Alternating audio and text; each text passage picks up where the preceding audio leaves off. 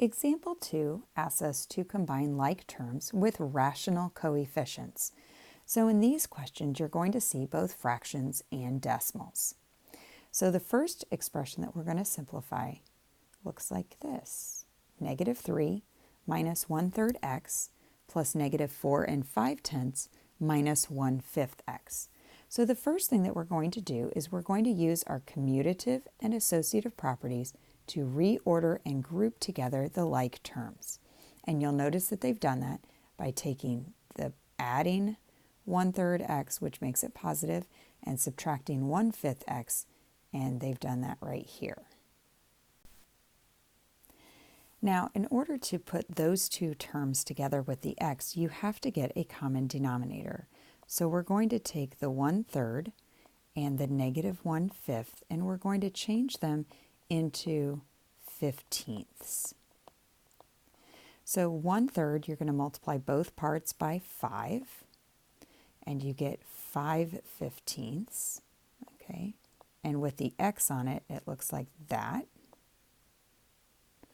And then the negative 1/5, you're going to multiply both parts by 3, and you get a negative 3/15ths, which looks like this. Now you can put those two terms together. 5/15ths take away 3/15ths is 2/15ths.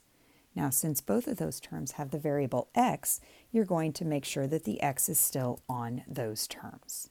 So these two terms go together to make 2/15ths x. Then you're going to group together your constant terms, negative 3 and negative 4 5/10. That's this part right here. So when I group those together, I simply can use my calculator to do that computation. And negative 3 plus negative 4 5/10 is the same as negative 7 5/10. So once we have combined our variable term and our constant term, then we have simplified our expressions. So this is our variable term, and this is our constant term.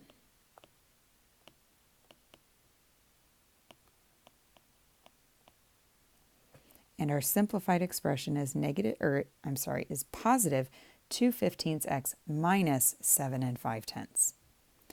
Now we're going to do the try-its together so that I can show you again how to group these terms and make it hopefully easier on you when you're doing your computation. So in the, letter A, you have an expression that has both terms with an m, and you have constant terms, which are just variables. So I'm going to put a box around all the terms that have an m in them, and I want you to add together those three terms. When I add 59 95/100 m plus 7 95/100 m plus 9 49/100 m, I get 77 39/100 m. Now I'm going to combine my constant terms, and those terms I'm going to underline. So I'm going to take negative 30, and I'm going to add to that 45, and I get a positive 15. So there's my simplified expression. So you'll notice that I group the terms together by using symbols.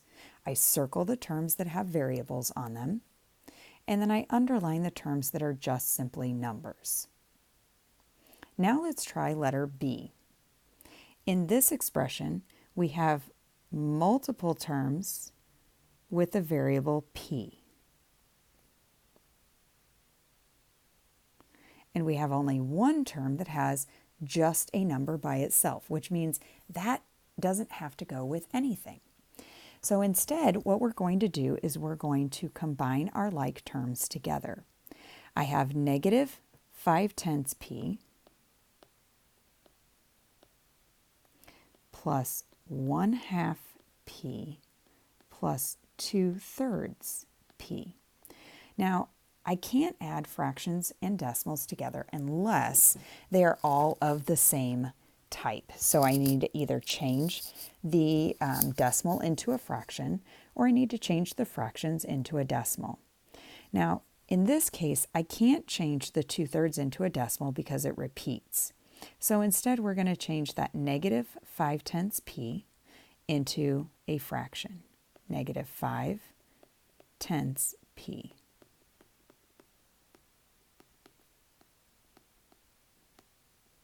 And what I notice here is that I can make the 1/2 p also into the fraction 5/10 because those are equal fractions. And now what do you notice about these two terms here? They are exact opposites of each other. One is a negative 5/10 p, the other one is a positive 5/10 p. So those two terms make 0, which means to simplify this, we simply have 2/3 p. And again, because the constant term is already by itself, there is no other like terms to put with it, we don't have to do anything but just copy that down into our answer. Okay, so once again, these two terms are opposites,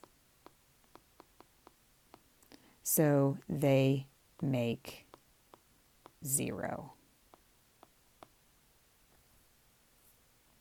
Now let's take a look at example 3. In example 3, we're going to be combining like terms when there are two different variables. The only thing that this changes for me is it just changes the way that I use my symbols to group together my like terms. Again, I'm still using that commutative and associative properties to reorder and group those terms together that are alike. So you'll notice here that they used colors. For the variable term that has the letter A, they used blue. For the variable term that has the letter B, they used red. Now, that's great and all, but sometimes you don't have all those colors that you can use to group together those like terms. So I'm going to show you another way that I do it to get that simplified expression.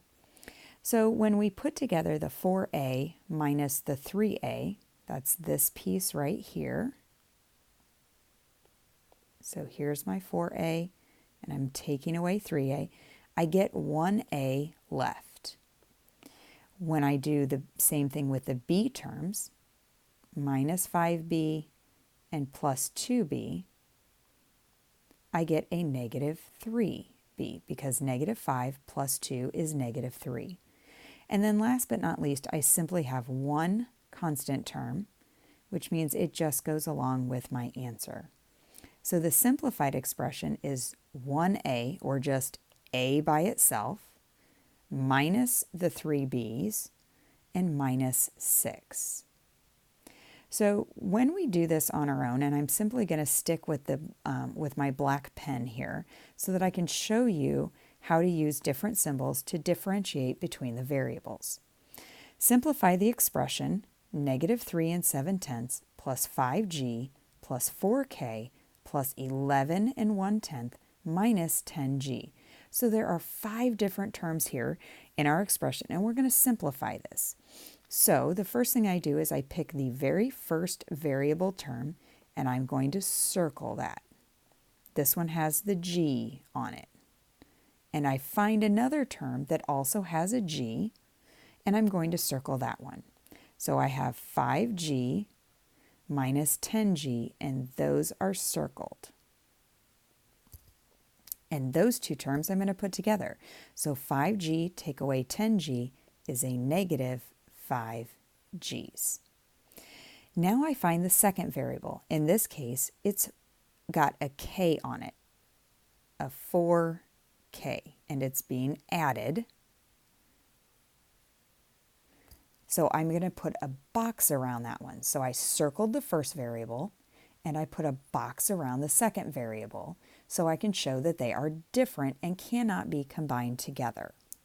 So the negative 5g is circled because the g terms had a circle around them.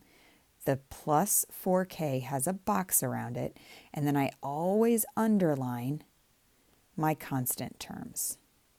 So now I've got to add a negative 3 7/10 plus 11 1/10 to get my constant term. So my constant term is 7 4/10. This means my final expression in simplified form is negative 5g plus 4k plus 7 4/10. So there's my final answer. All right, let's move on and try some work together on the next pages. Remember, in this lesson, the key concept tells us that we are going to simplify algebraic expressions and use the properties of operations to do that. And those properties are going to allow us to reorder and regroup the like terms. Okay? So now what I want you to do is these problems right here. Okay, these are the ones that we're going to work on. So write that at the top of your page here above number 4, and we're going to be working these questions together.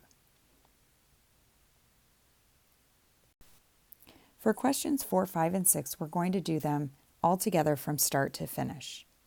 So in question 4, it asks us to simplify, and you have an expression here. I see 2 different variables, and I also see constant terms. So let's first start by circling the first term with a variable, which is a negative 4b. And then I see later in the expression that I'm subtracting a 3b from that. So negative 4b minus 3b is a negative 7b. Then my second variable term says I'm going to add a negative 9k. Okay, adding a negative 9k means that I can also write that as subtraction. There are no other k terms in that expression, so negative 9k stays by itself right there. Then the last thing I have is 2 constant terms, negative 6 and plus 12. So now we're going to put those 2 terms together, and we get a positive 6. So these 2 terms here make positive 6. This term goes right here. And then these 2 terms together create that negative 7b. So our final answer is negative 7b minus 9k plus 6. Now let's look at number 5. In question number 5, I only see 1 variable. But there are 2 terms that have that variable.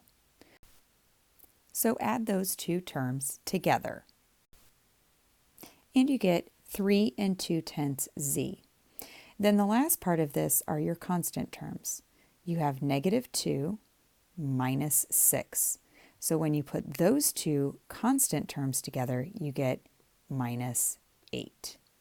So our simplified expression is 3 2/10 z minus 8. And last but not least, let's work on number 6 together.